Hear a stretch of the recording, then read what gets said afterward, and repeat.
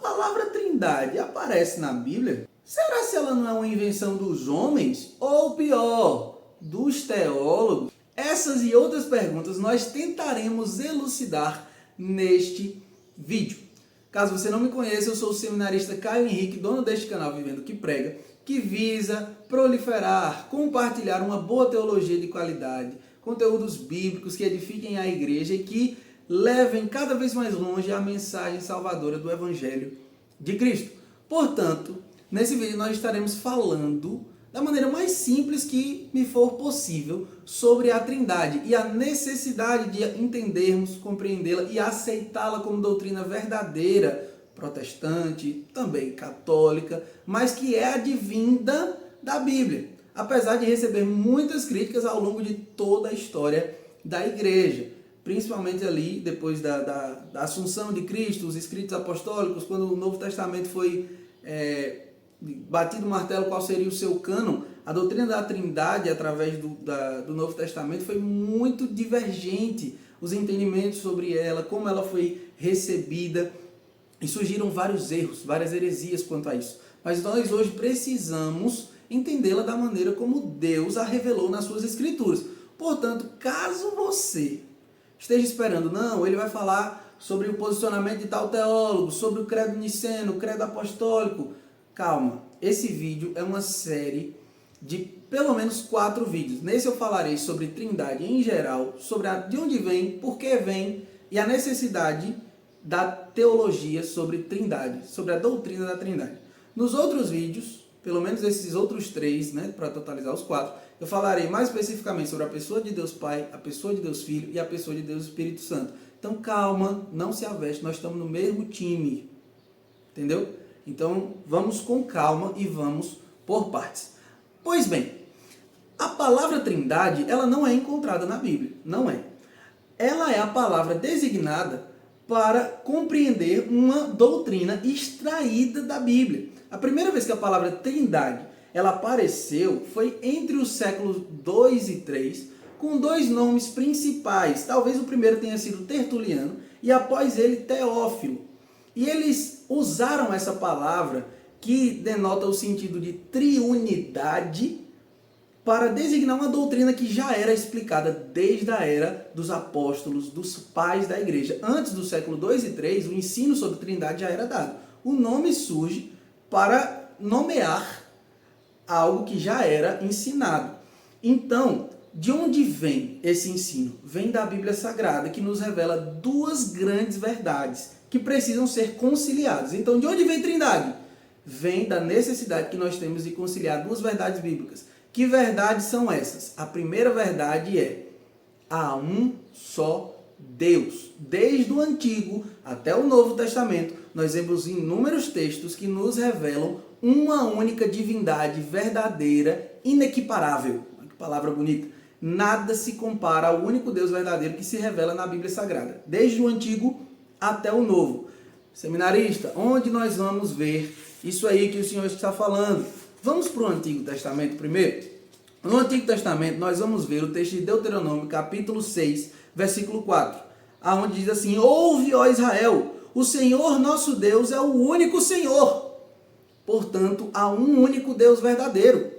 Todos os outros são falsos, criados pela mente humana, manifestações de demônios que manifestam o seu sobrenatural para enganar as pessoas e achar que ali há uma divindade. Mas não há, porque o único Deus verdadeiro, invencível, insondável, é o Deus Senhor.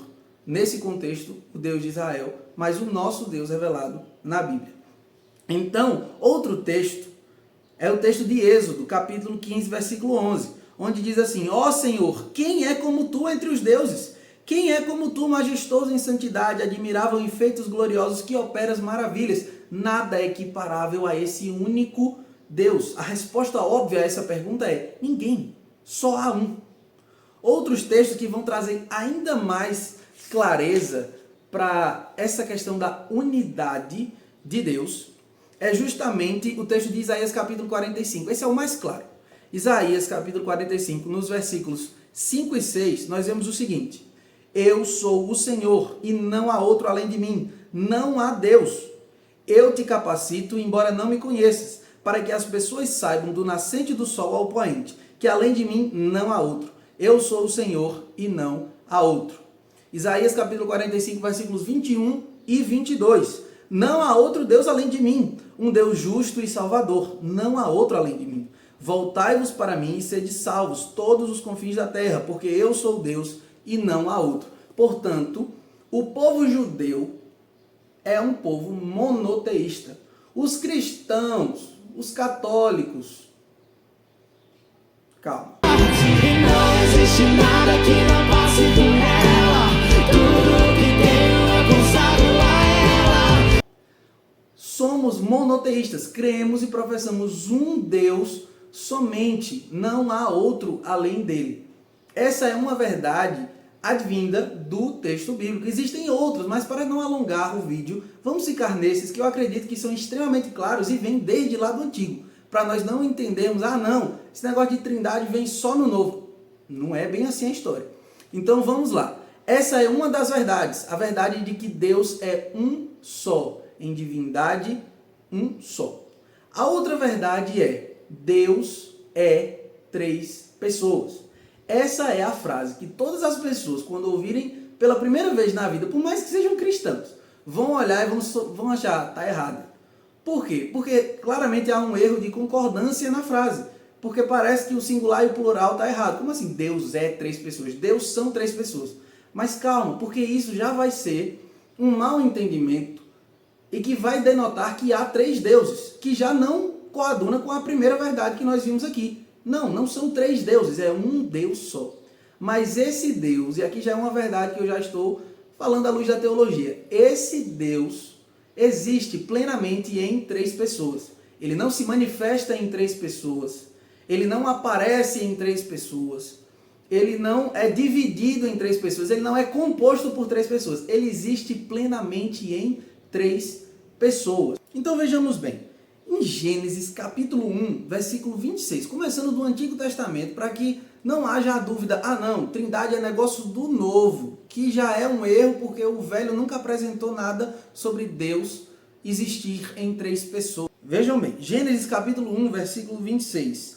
Façamos o homem a nossa imagem e semelhança. Por que que aqui nós vemos um plural? Façamos o homem a nossa imagem e semelhança. Alguns teólogos vão argumentar que esse plural é designativo a Deus conversando com os anjos. Mas até então nós não temos nenhum indicativo de que os anjos teriam sido criados até então. E nós também não vemos de maneira nenhuma que os anjos tenham uma aparência humana, para que possam serem feitos à imagem e semelhança, para que o homem seja feito à imagem e semelhança de anjos. Pelo contrário, Deus fez o homem em semelhança e à imagem de si mesmo. Então, o que nós vemos aqui, e eu acredito dessa forma, é que esse plural não é designativo às miríades do céu, Deus conversando com os arcanjos e querubins. Não. O façamos o homem a nossa imagem e conforme a nossa semelhança advém justamente dessa ideia exposta no texto bíblico que Deus existe em três pessoas. No mesmo livro ali, nós vamos ter posteriormente, por exemplo, em Gênesis 3, capítulo 20, versículo 22, nós vemos: agora o homem tornou-se como um de nós, ao conhecer o bem e o mal. Ora, como assim? O homem se tornou como um de nós. Nós quem?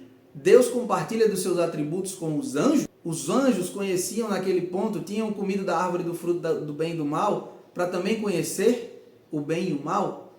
Então nós vemos aqui, desde o Antigo Testamento, já a ideia de uma pluralidade de personalidades.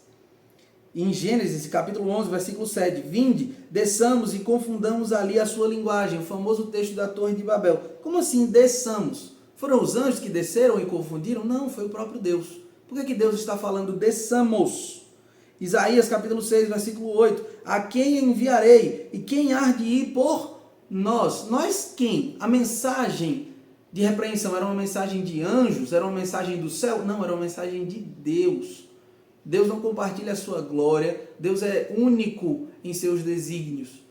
Então, desde o Antigo Testamento, nós vemos esse conceito sendo apresentado, que ficará muito mais claro com a progressividade da Escritura no Novo Testamento. Deus vai se revelando da maneira como Ele quer, de maneira progressiva, porque nós não compreendemos Deus, nem quando Ele revelou tudo o que Ele revelou, imagine compreendemos de uma vez só. Então, no Novo Testamento, nós vemos muitas evidências. Nós podemos ver até mais claramente quem são as personalidades da divindade que existem. Elas não se manifestam. Não é que primeiro vem uma, depois vem a outra. Não é que uma é maior que o outro. Não. 3 personalidades, 3 pessoas existem plenamente na única divindade. Nós vemos que Cristo, o Senhor Jesus, por muitas vezes, abrogou para si ser Deus. Colocou-se em similaridade com o Deus que, ao que tudo indicava para os judeus, né, no Antigo Testamento, era único. E isso confundiu muitas vezes eles. Quando Cristo, que nós entendemos hoje como a segunda pessoa da Trindade, disse assim, ó, eu e o Pai somos um. Quando ele disse, quem vê a mim, vê ao Pai. Antes que Abraão existisse, eu sou. Nesse contexto, inclusive nessa última passagem que eu citei, o que nós vemos é Jesus dizendo a mesma coisa que Deus, digamos assim, né, porque eles entendiam que Deus e Jesus eram 2 coisas diferentes, disse a Moisés quando Moisés perguntou. Moisés chegou para Deus e falou, Senhor, quem eu direi que me enviou? E o Senhor disse a Moisés, diga ao povo de Israel que o eu sou o enviou. Quando Jesus diz, eu sou, os fariseus, os escribas da época, pegam pedras e dizem, não resta dúvida, ele está blasfemando, ele está dizendo claramente, ele é Deus. E aqui nós precisamos, né, lembrar do nosso querido teólogo, teólogo não, né, mas o nosso amado escritor C.S. Lewis, onde ele dizia, só existe uma possibilidade, você precisa escolher uma das 3. Ou Jesus é quem ele diz que ele é, e ele diz que é Deus. Ou Jesus é louco, que achava que era Deus, mas na verdade não é. Ou ele é um mentiroso, charlatão, que sabia que não era Deus, mas dizia, proliferava, chamou 12 apóstolos para dizerem ao mundo inteiro, aos judeus e aos gentios, que ele era Deus e veio salvar o mundo. Não há outra possibilidade. As pessoas às vezes olham para Jesus e dizem assim, não, ele era um cara legal, não, ele era um profeta. Ele disse que era Deus. Ele disse que ia morrer e ia ressuscitar. Ele disse que toda a plenitude estava nele. Então, ou a gente crê no que ele disse como ele disse, ou a gente não crê de nenhuma forma. É incoerente nós sequer admirarmos uma pessoa que ou está falando a verdade, e aí é digna de ser admirada, ou está mentindo, ou é louca. Eu acredito que Cristo falou a verdade. Então, nós vemos, a partir da revelação de Cristo, nós colocamos um nome, digamos assim, nós podemos ver plenamente na revelação do Filho que ele é a segunda pessoa dessa pluralidade que nós vimos lá desde o Antigo Testamento. Façamos o homem, confundamos o homem. Quem enviaremos e falará por nós? Nós quem? Deus Pai e Deus Filho. E posteriormente, mas não muito distante, nós vemos a revelação mais específica do Espírito Santo de Deus, como terceira pessoa da Trindade. Mas onde nós vemos mais claramente que o Espírito está equiparado ao Pai, que está equiparado ao Filho e que eles são 3 em unidade. Nós vemos muitos textos, irmãos, principalmente no Novo Testamento. Mateus 28 vai dizer o quê? Ide por todo mundo e pregai as boas novas, batizando todos aqueles que converter em nome de quem? Do Pai, do Filho e do Espírito Santo. Mas ora, Deus é um Deus extremamente zeloso com a sua glória. Deus não divide a sua glória com ninguém.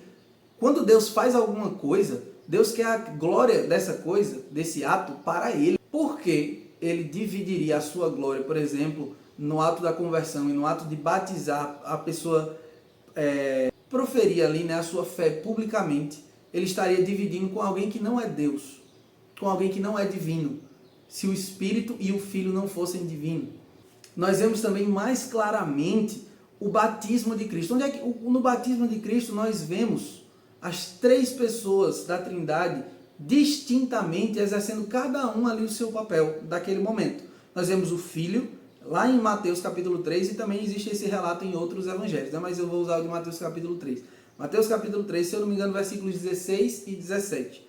O Senhor estava sendo batizado, o Senhor Jesus Cristo, e uma pomba pousou sobre ele, que era o Espírito Santo manifestado daquela forma. E a voz no céu proferiu: este é o meu filho amado, em quem me comprazo. Portanto, o que nós vemos é justamente cada pessoa da Trindade exercendo ali um papel glorioso naquele ato do início do ministério de Cristo Jesus. Nós vemos isso, a presença dos três ali. Nós vemos em João 14 que o Senhor Jesus nos enviaria outro Consolador, porque ele também era um Paracletos, um Consolador.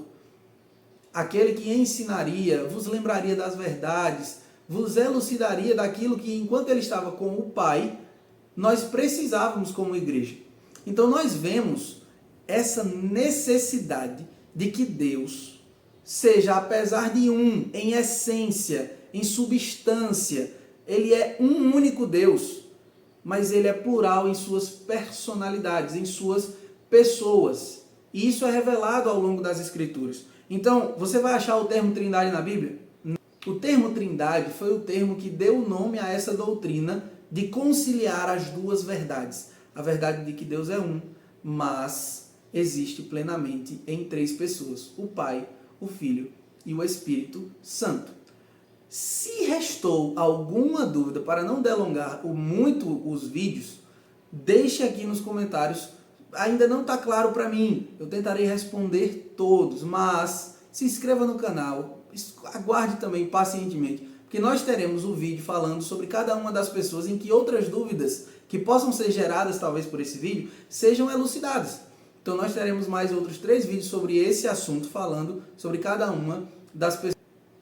Um abraço a cada um de vocês. Se você ficou comigo até aqui, se inscreva para esperar os próximos vídeos. Se você consegue talvez elucidar as pessoas com seus comentários, com seus conhecimentos, deixa aqui. Se ficou alguma dúvida, deixa nos comentários, se inscreva. Se possível, curte este vídeo e vamos aguardar os próximos aí, né? Que o Senhor me dê muita cabeça para estudar e explicar isso da maneira mais simples. Caso vocês perguntem as fontes, Teologia Sistemática de Wayne Grudem, foi uma das principais que eu usei. A Bíblia Sagrada, acima de todas as coisas, né? Também a Teologia Sistemática de Oad Salum. Um abraço, Deus abençoe a cada um.